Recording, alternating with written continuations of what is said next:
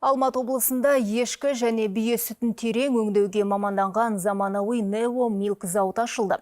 Қарасай ауданындағы Жібек жолы ауылында орналасқан өндіріс орны 4,5 миллиард теңгеге салыныпты. Кәсіпорында балаларға арналған құрғақ сүттен бастап саумалды капсула түріндегі өнімдерді шығару жолға қойылған.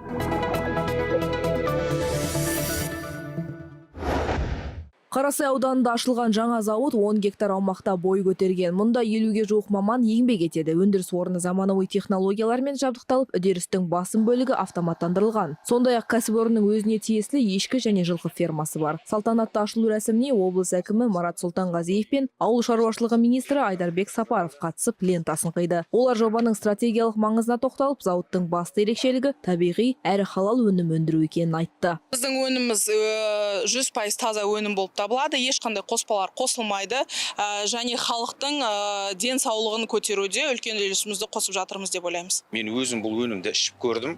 Мен ғана емес, анам, менің туыстарым да, бауырларым да ішіп көргеннен кейін мен көзім жетті. Бұл расында табиғи өнім екеніне. Бұл нағыз саумал. Жаңа өндіріс ошағы Германиядан әкелінген заманауи қондырғылармен жабдықталған. Солардың ішінде ерекше мән беріліп отырғаны сублимациялық кептіру әдісі. Бұл технология сүттің табиғи дәмі мен құнарын сақтап, шипалық қасиетін ұзақ уақыт жоғалтпауына жол ашады екен. Қазірдің өзінде кәсіпорын капсула түріндегі саумал, goat milk капсулалар, шұбат, құрғақ ешкі сүті сияқты үлкендер мен балаларға арналған 4 түсті өнімін ұсынуда. Ешкі сүтін қабылдаймыз, ол фильтрдан өтіп, салқындатылып, пастеризацияланады, ішіндегі барлық микробтары өлтіріліп, сосын жинайтын танкымызға сүт келеді. Сол жинайтын танктан біз испарение процесі дейді ғой, яғни ішіндегі ылғалын бәрін кептіріп, құрғақ сүт аламыз.